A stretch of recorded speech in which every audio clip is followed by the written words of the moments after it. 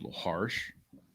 You imagine how much this would be if it was snow, if it was 20 degrees colder. I mean, a lot of people, that's unbelievable. You see that wreck down there in Texas? Oh, my God. What the hell is that? A whole bunch of people dead down there in Texas. I tell you what. And they're upset over some guy shooting people in a Walmart in El Paso. This is way worse than that, and nobody's covering it. Speaking of dead in Texas, I remember where I was when John F. Kennedy got his brains blown out on.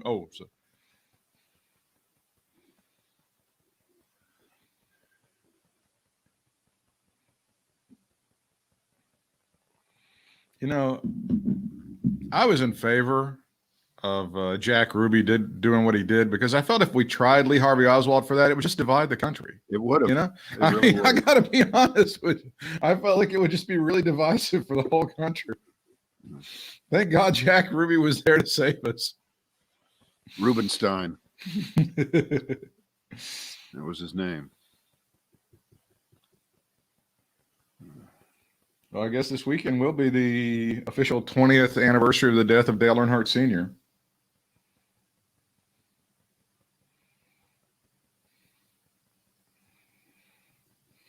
All right, I'm all shared. Well, you know, just like when Steve Jobs died, and you know, they didn't miss a beat. NASCAR's never been more popular all these years later. Has. They've been able to replace him so easily. You want to tell us how many days did WBT just shut down for 4 days? Was it? No, it was 2. It was about 2. Yeah.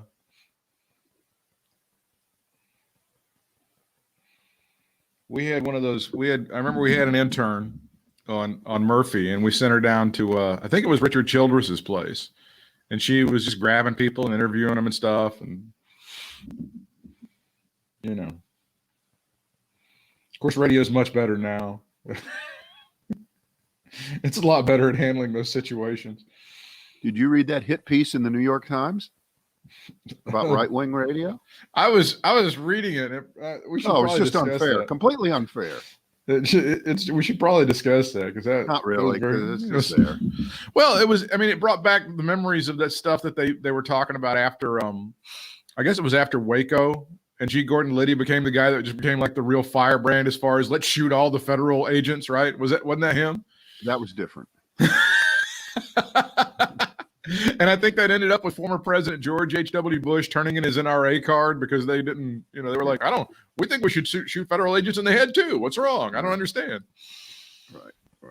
Okay. Ready? I'm ready. Okay. It is the Brad and Britt cast, our final one for this week. Thank you for being a part of our teeny tiny little world. And believe me, it's teeny tiny. So small. Which, to quote the ex-president, you're very special. Is that what that's what he said, right? I'll tell you what, the Democrats have put that back out there every way, but Sunday, where his idiotic video that he rolled out late in the afternoon on January 6th, which really didn't condemn the violence at all, didn't tell the people to stop, none of that. But we love you and you're very special, which, by the way, was another version of good people on both sides. Exactly. Can you give me the Jerry Lewis treatment on that? You are special. Can you give me? We're going to march down to the Capitol. I want the Jerry Lewis treatment. A lot of people don't know. I'm a big fan of steak, and I love particularly the Capitol Grill. What about that fuckwad Mike Lee at the end of the proceedings yesterday, when they were telling the story about how they were trying to get in touch with him and they fucked up because they were trying to call him. They get in touch with Tommy Tuberville, but they got him. And Mike Lee goes, no, strike that from the record. That's not how it happened. Well, he doesn't offer how it did happen. He just goes, no. That's not how it happened. No. But you have to really get to what Mike Lee was doing, and keep in mind his last name is Lee. He is a Lee. Wayne Lee Ray. Okay? He's a Wayne Lee Ray. Everything that's happened in the last 3 days in the House of Representatives or in the Senate, all the presentations, all the evidence, all of the video, all of the violence, all of the death that occurred a month ago, that's not affecting Mike Lee.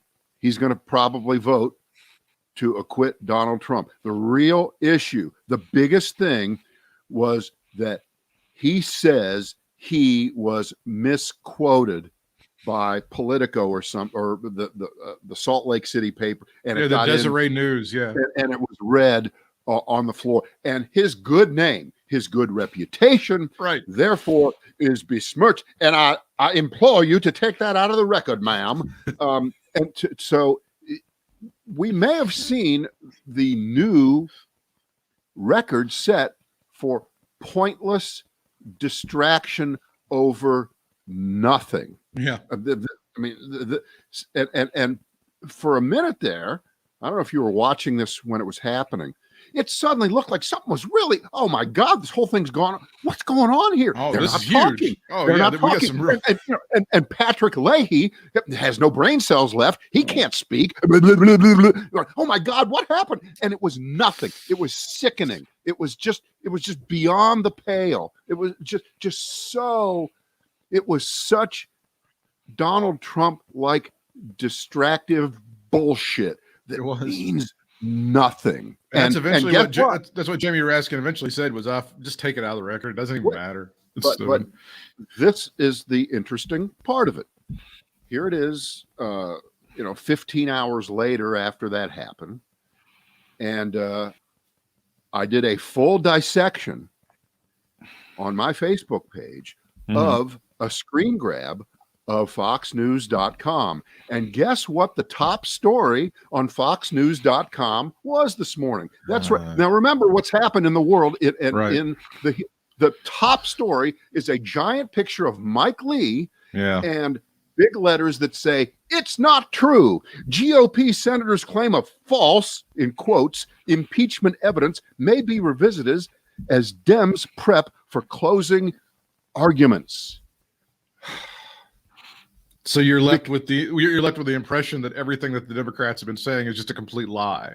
If you don't read any further, they've presented just a bunch of lies. No, the headline alleges that whatever was spoken, even if it was off base at all, about what Mike Lee overheard in a phone call from Trump to Tommy Tuberville. Jesus God Almighty! You couldn't come up with a bigger fucking redneck piece of shit name of a Southern senator than Tommy Tuberville, right? It's Tuberville. It's pronounced Tuberville. Is how it's pronounced. Whatever.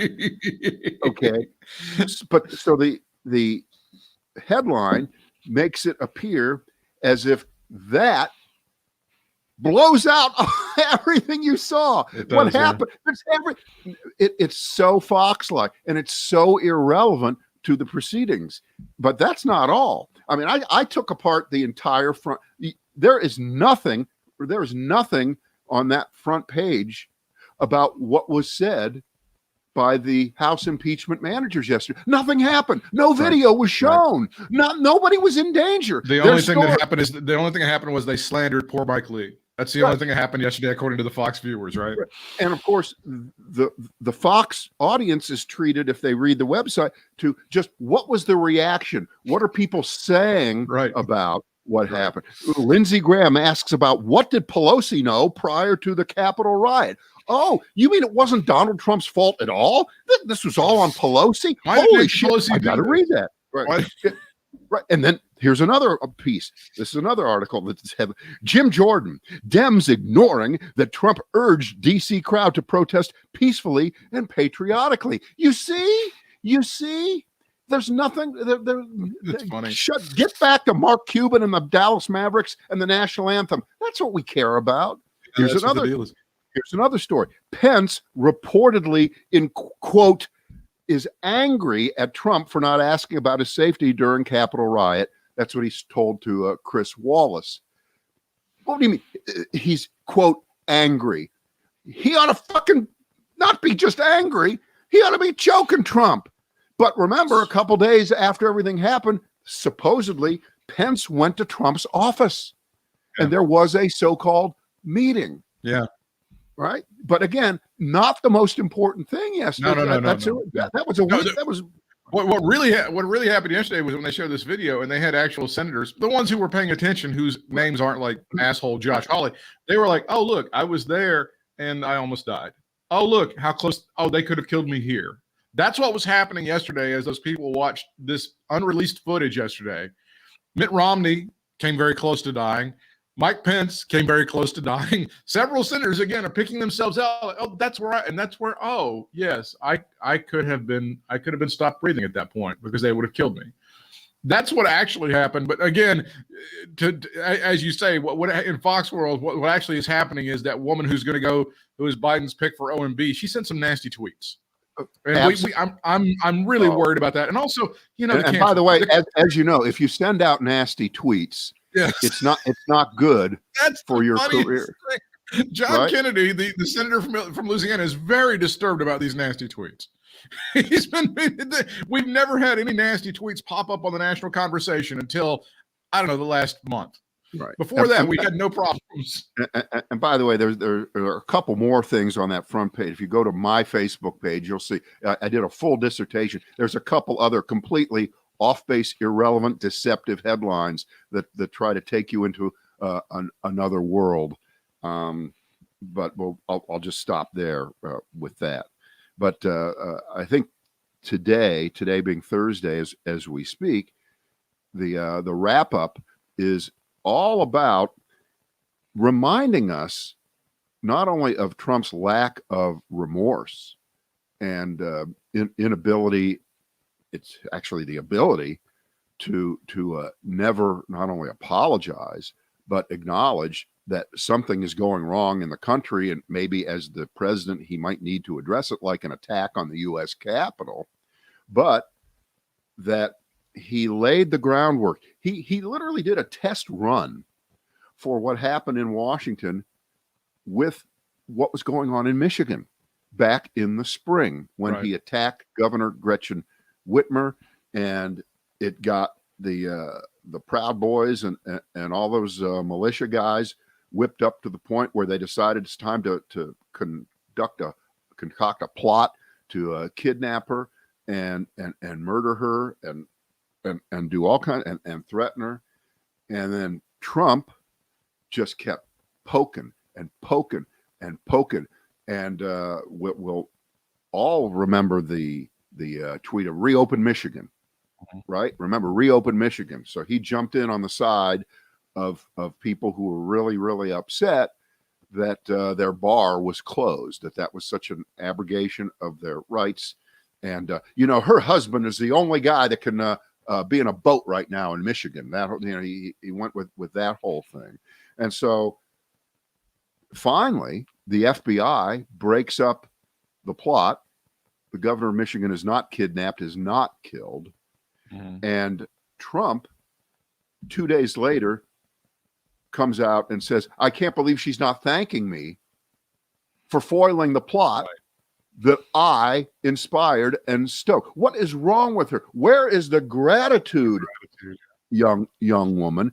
And and I know that Trump had nothing to do with the FBI doing its duty and doing the right thing and stopping the plot in Michigan. But when you pull back, and of course, by the way, Trump never stopped going after Gretchen Whitmer. That didn't change anything. He still was trashing her weeks and months afterwards.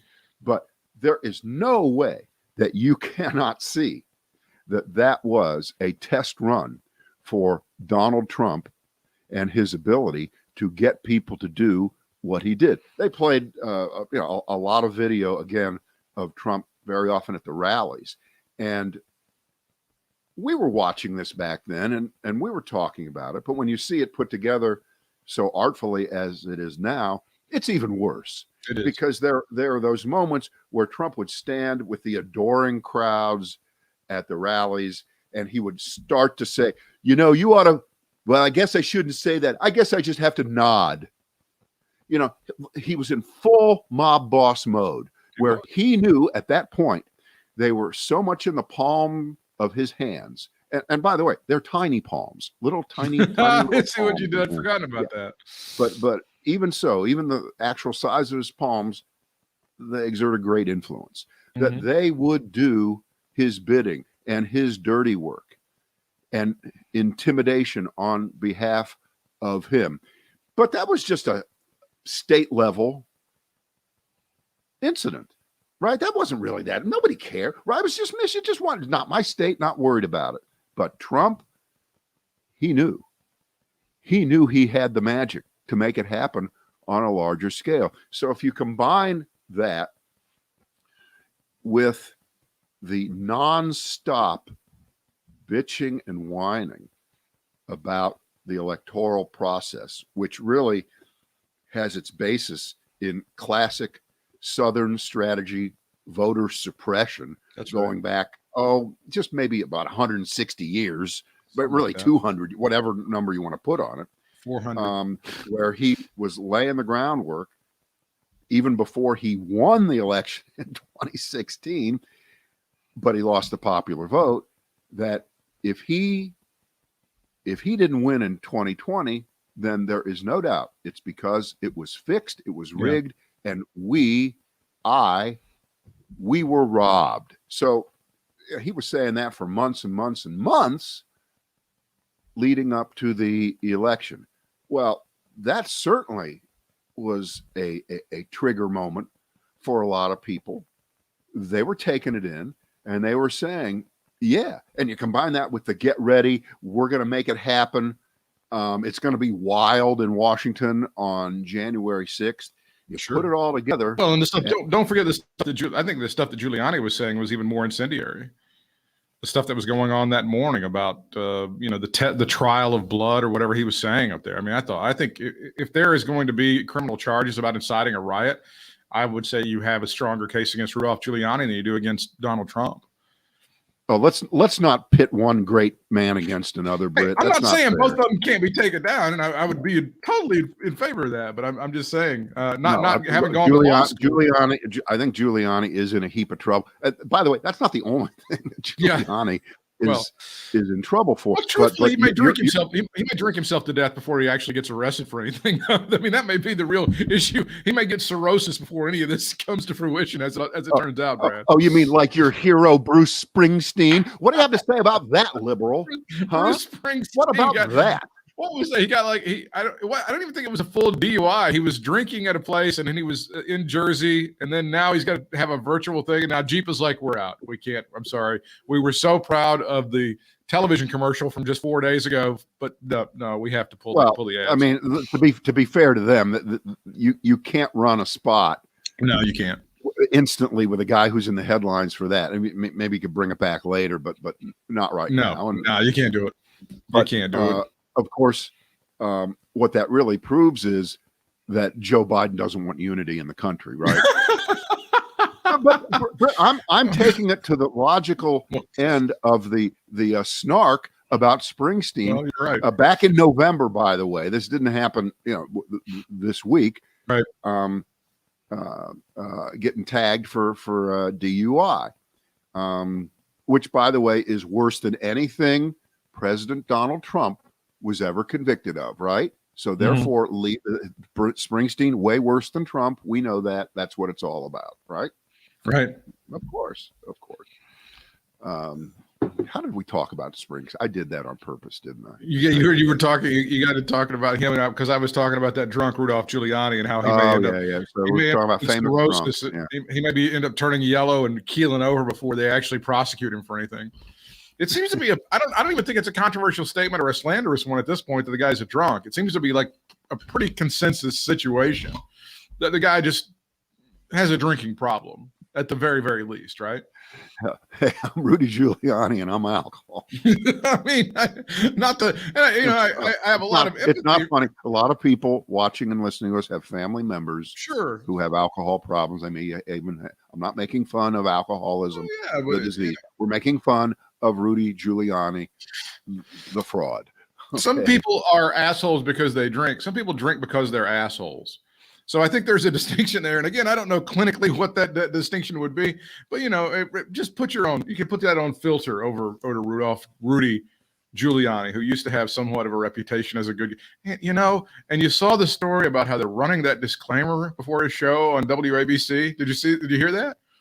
Well, I just know that any time now, and by the way, this is like the first step towards getting rid of people where whatever medium they're using, unless it's a podcast, right? Where we don't have to disclaim anything. We can just be there. Where you have to start running these long legalistic disclaimers, disassociating your company, your radio station, your television network, your mom, whatever, from what you're about to hear, because what you're about to hear is clearly slanderous and could get us hauled into court or sued for billions of dollars, and we don't want to have anything to do with it. And it's pretty interesting. Let's try to tear this apart right now, because at this very moment, what's really a much more important big media issue? It's, do Facebook and Twitter and Google and YouTube and Snapchat and everywhere, do they have liability for what is on their sites? Because at this point they've been shielded by this law from 30 years ago. It's the famous 230 law. Mm-hmm. That's all you need to know. 230, not the time, but the actual number. Different than the 420, which is right. But look what radio stations and TV are doing right now. They are trying to create their own little version of that law that covers Google and Facebook and websites and stuff like that. That Facebook isn't responsible if you come on there and say, I'm a Nazi and I'm going to kill X. And clearly Facebook has been dragged into taking more responsibility for what's on their site. They're a private company, and they've said, you violate our rules, we're kicking you off. Twitter kicked off Trump.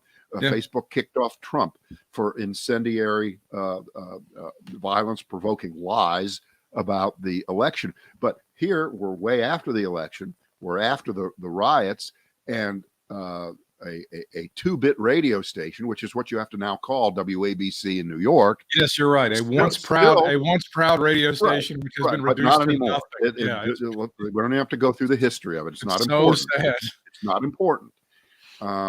The Oakland Raiders used to be great too. Okay, how dare you? That's not them anymore. How dare you? I get to cheap shot you on that at any time. But at least the Raiders have a nice stadium. Right. It's a $2 billion stadium, okay? Right. And WABC is still just on the AM band. They can't get a better. Right. I may live in the shitter, but I've got the nicest shitter in town. Right. But for them to try to divorce themselves from what Giuliani is saying, it's laughable. It's comical. It's as if you can't sign away your rights.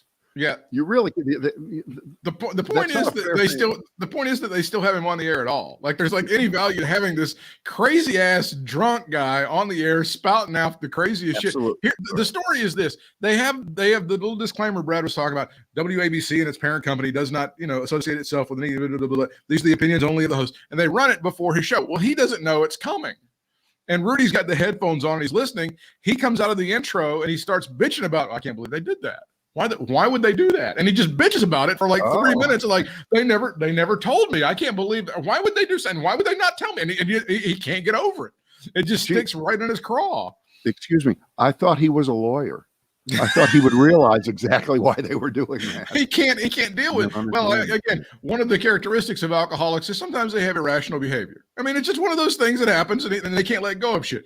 My mother has this phrase: when somebody says something and then it just really sticks in your craw she says that just flew all over him. Well, that statement and that liner that just flew all over him, and he couldn't handle it, and he bitched about it. And it's like, dude, do you understand that you are so lucky that any piece of shit company in America still gives you money to be on the radio? because there's like 500 drunks on any street corner in America I can go to, put a microphone in front of them and have them say the exact same shit. And a lot of them would make a lot more sense than you right now, Rudy. A lot of them would. I can't believe that you're bitching because these people are running a disclaimer so that they won't get sued out of their ass for the $5 they have left. You jerk. All right. Let me throw this at you. I wrote this last night. It might be changeable, but probably doesn't need to be. What do you think is the most likely defense that's going to be thrown up by, and I use the affectionate names of Heckle and Jekyll to describe Trump's lawyers today. You like Heckle and Jekyll? About Tom and Jerry is too nice. Go with Heckle and Jekyll. Well, they got the Tom and Jerry movie that's coming out in February on HBO Max. All right. What will be their impossible defense of the indefensible one? Will it be the Aaron Sorkin, you're out of order, the whole trial is out of order, right? Which is another version of, we already voted, and 45 of them said it was unconstitutional. So none of them are going to change their vote, because how can you vote to convict Trump in a hearing that you said was unconstitutional to begin with? So that's one. Then there's the whataboutism, false equivalence defense, which is showing lots of video from over the summer from the cities where there was violence that was sometimes associated with Black Lives Matter or the Antifa folks, and trying to create some kind of equivalence. And why aren't you outraged over that? Who can we impeach over that? Why is Trump being impeached over this when nobody is? And of course, it's a complete canard, false thing. Lots of people got arrested. Lots of people were held accountable. The people that were responsible for that were held accountable. But okay, but they still will do it because it gives them a chance to show what you have rightly characterized over the years as some version of Fox News porn. It's not like AOC or Bernie Sanders stood in front of Portland and said, "Burn this shit down and break every window." That never happened. But we're not dealing with facts here. Yeah, we're not dealing with the facts. Yeah. All right. Then there's number 3 possible defense: total mob lawyer arrogance. No defense at all, because we don't have to. Because we own 45 of you. You're in our back pocket. You are afraid. We know where your children go to school. We know the name of your dog. We know everything about you, and we will destroy you, actually just your political career, if you dare to defy us, because we still control millions and millions of voters, many of them in your state. That's possibility number 3. Isn't that the oddest thing, is the people that bitch about a rigged election have no problem with a rigged trial? Isn't that the oddest thing? Well, and by the way, this might be the worst example of it ever, or the best example of it, because again, you can't have it both ways, because the Republicans who defend this, one of their get out of jail free cards on voting to acquit Trump is a lie that says, well, there's no proof that Trump really incited the violence.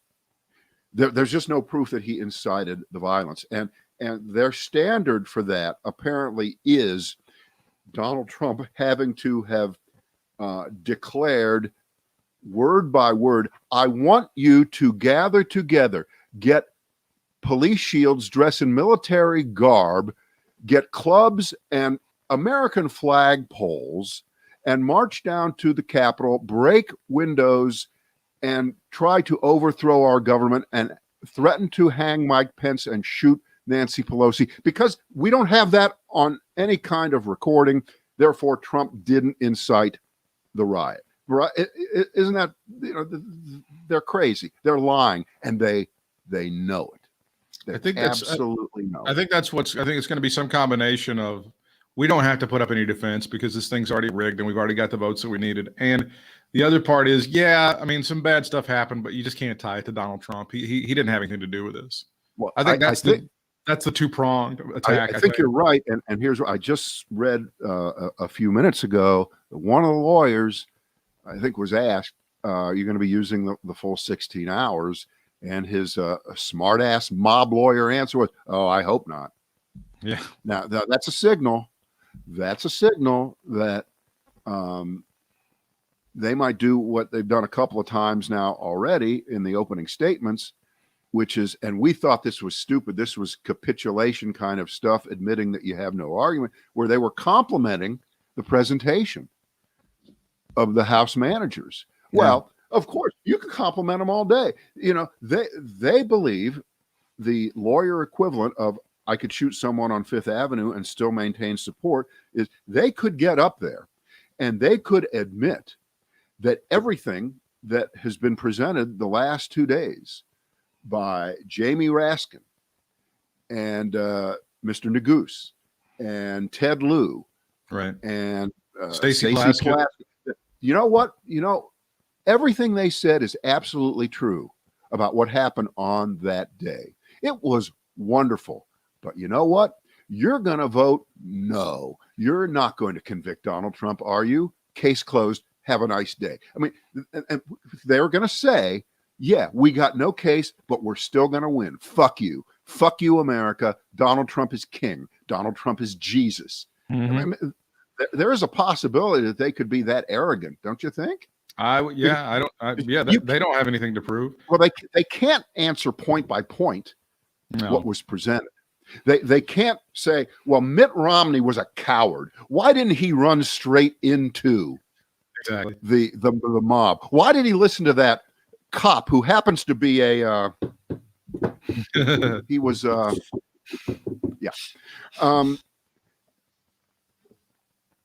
that's possible. They might do that. I think because they don't address anything. They've dismissed basically. I think they've dismissed most of the Democrats' cases being a nice audio visual presentation. Right. They've been able to cut together some nice video. I think is all that they will get. But Lindsey Graham has been able to snarkily, and it's beyond me. It's beyond me that Lindsey Graham can look and see these people, you know, a couple hundred yards from killing him, and go, it's something happened. I don't care. It's fine. Let's go ahead and keep Donald Trump in the fold. It's stunning to me that would happen. If anybody with any modicum of open-mindedness who would watch this would be horrified by what they're saying.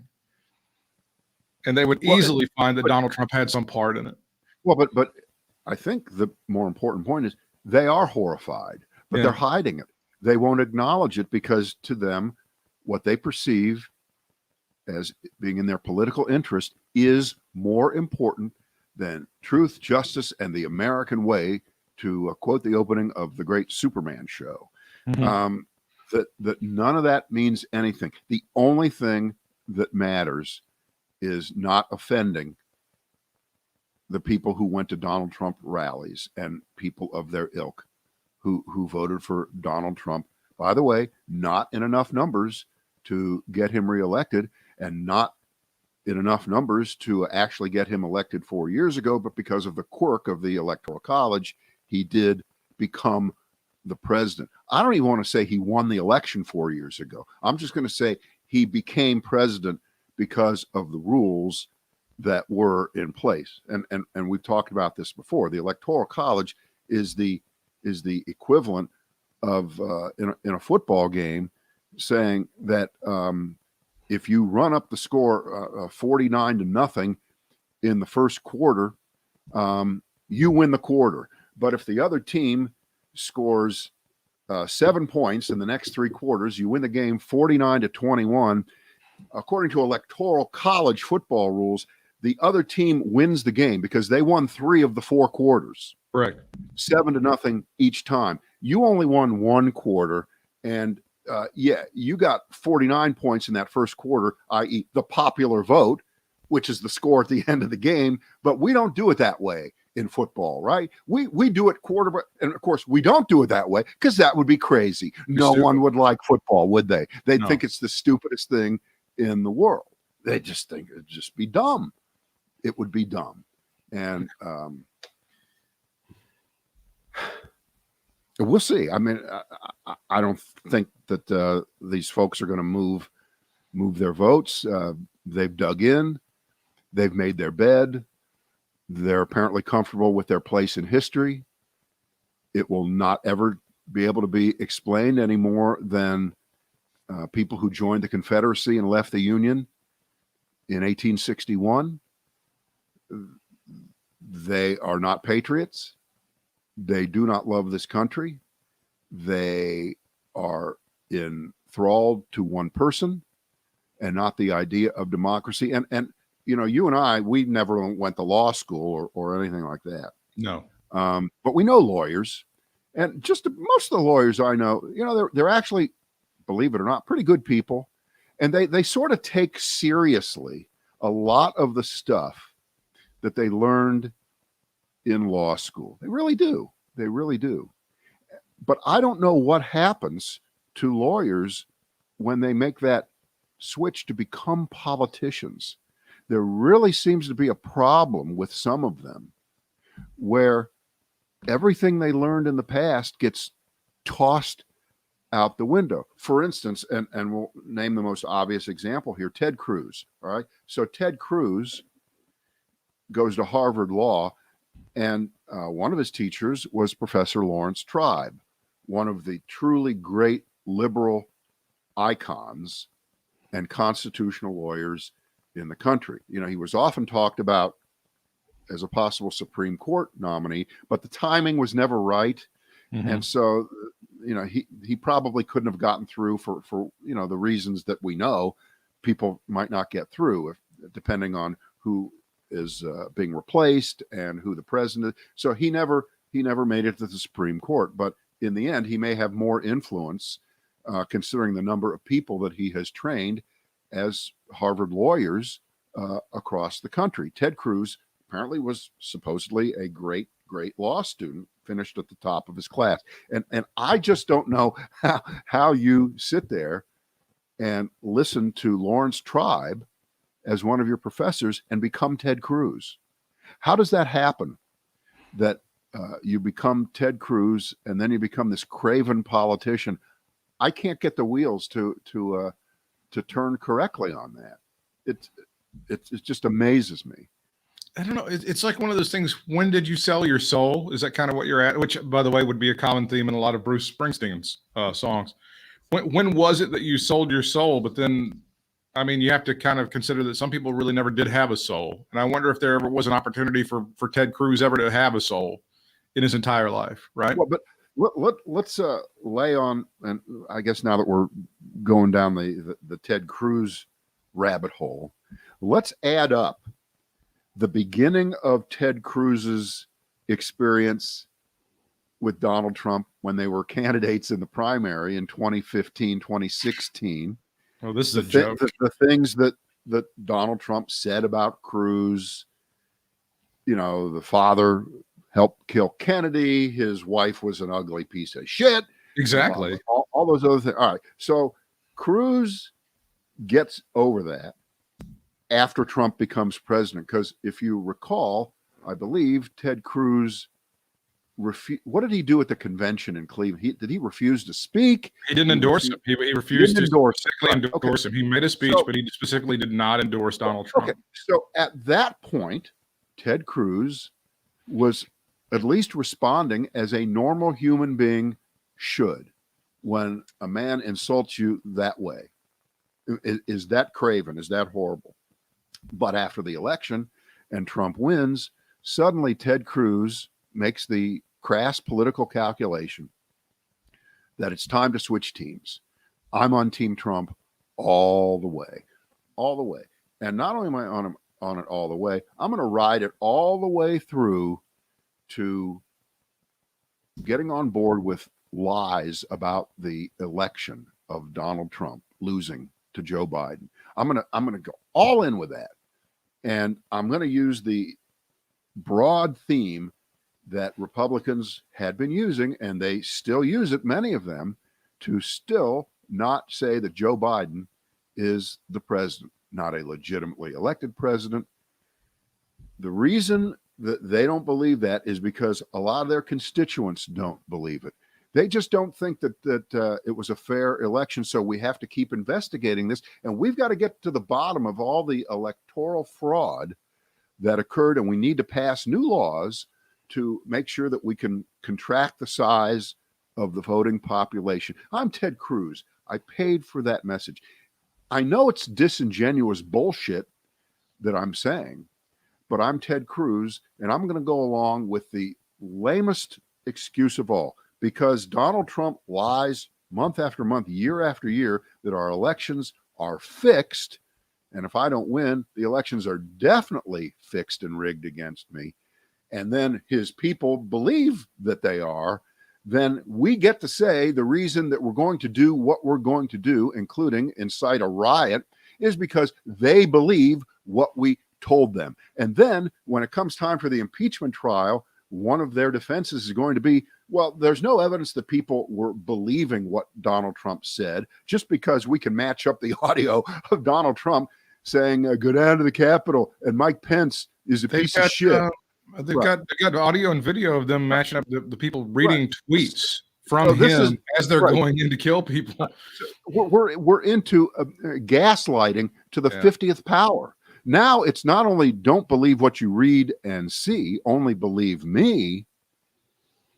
Now don't believe what you hear and see from 9 different angles of the same. This is as if there were 50 cameras trained on Lee Harvey Oswald and John Kennedy at the time of the assassination. Right. If that was true, Republicans to this day would still deny that. Lyndon Johnson know about this? Why did Lyndon Johnson hide? Right. So, as the days progress, and people that we know, and people in the public, and people that get interviewed who continue to deny reality, it just gets worse and worse and worse and worse. And the most difficult position right now is for Joe Biden, because now they're nice unity, Joe. If Joe Biden wanted to unify America, he'd call off this impeachment trial right now, right? They'll say shit like that, and it sticks. It's working. This is a time, especially for me, that I'm really glad that I don't have children, and I've taken steps to make sure that I never will have children. I don't know if you're the parent of a child who is of kind of a cognizant age to kind of figure out what's going on. And I know a lot of kids are not interested in this, even a lot of teenagers are, but some of them are interested in this. And you see, like you said, the people for the Democrats who have laid out this just absolutely incredible case. And I'm going to use this term kind of in a punny way. It's an unimpeachable case. It's an airtight case they've laid out against Donald Trump as to what's happened. And then you see these 2 junior varsity dicks that Donald Trump has up there not doing anything, not presenting any case at all. And those are the guys that are going to win the day. And I don't know, if you're a parent, I don't know if there's a lesson there for you to be able to teach your children, because the good guys are not going to win this one per se. Now, I mean, there's a lesson to be said about, and I've talked about it, the greatness of America with Joe Neguse and with Stacey Plaskett and some of those folks who have come from very humble roots, and they're presenting an incredible case, and they're fantastic patriots. They're the ones that are patriotic, not these assholes that took Confederate flags and bashed out windows on January the 6th. I mean, there's a great lesson there, but it's got to be very demoralizing as a parent to go, these people over here, Jamie Raskin, who lost a child recently, who could have been murdered on January the 6th with his family on Capitol Hill. He and the other folks presenting this case have done everything that they possibly could. If there was truly an impartial jury, there's no doubt that Donald Trump would be out on his ass. And there's no doubt that he would be disqualified for running for federal office again. And I don't know as a parent what you're able to tell your children about that. Well, that has to kind of hurt a little bit. Well, it's difficult if you have an 8-year-old trying to explain the fact that in the Constitution, it isn't if more than half the people decide you're guilty, you're guilty. In the Constitution, it says to convict a president of a high crime or a misdemeanor, you need 2/3 of the jury, which is the Senate. Now, you might think again, if you were fairly intelligent, that when the jury is made up of those who were targeted not just potential, but actual intended victims, that might sway them just a little bit more. And then you could say, well, you shouldn't be a juror. You were part. No, right. We don't do that. We don't throw them out. But the fact that those people are more resistant to the truth and the facts as being presented, I guess you do have to sit down and explain as best you can in language that escapes me right now, that in politics, in our system of government, things aren't always fair. They're not always right. But that doesn't mean you give up the struggle. That doesn't mean you give up the fight. And if Donald Trump is acquitted and 5 or 6 only Republicans vote to convict him, and he runs around like John Gotti, the mob boss, coming down the stairs of the courthouse in Lower Manhattan saying, totally exonerated, like Trump did a year ago, totally exonerated. I didn't do anything wrong.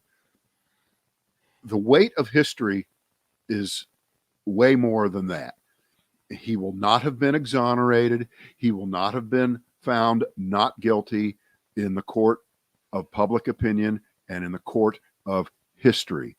And the fact that just because under the arcane rules of the Constitution, and we love our founding fathers, they were great people, most of them. And they set up these rules, and we do understand that.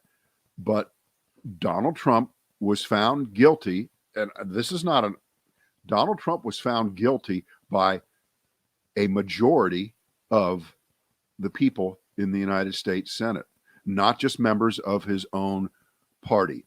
And because of the rules that are in place, okay, he doesn't officially get convicted, but he lost. And, I was thinking about this. I'm trying to recall. Help me on this.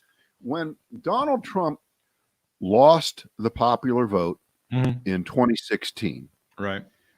Did Hillary Clinton decide to declare herself the winner of the election because a lot of her supporters said, Hillary, you should have won? And she sent them out into the streets. Violence occurred. No. What, about 30 people were killed? It was what you will get. Wait, let me finish this off. And didn't Al Gore, who thought he was robbed by the Supreme Court, remember when he called for people to hit the streets and not allow this unfair? He had them attack gas refineries. He's such an environmentalist. He had them, and he also had them drive spikes into the trees. No, I understand what you're saying. What you'll get from a lot of Trump supporters is that the Hillary people could not accept the results of the election, and that's why you had the pussy hat protests and stuff like that. But you never saw that with us, with Obama. You never saw that with us. Well, but you need to stop yourself, of course, right after the first part of that, because yes, in America, we are allowed to protest. We're allowed to say we disagree. You did see protests after Obama was elected. It was called the fucking Tea Party. And some of those people were on January the 6th trying to murder people on Capitol Hill.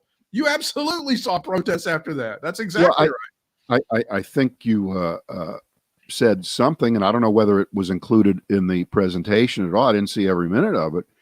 But while they were going through the history of the last couple years with Trump, using the Michigan situation as a testing ground for what happened last month, those original Tea Party protests, which didn't turn violent, but they looked like they wanted to. Yeah, they did. They looked like they were people that were itching for a fight. Yeah. Right?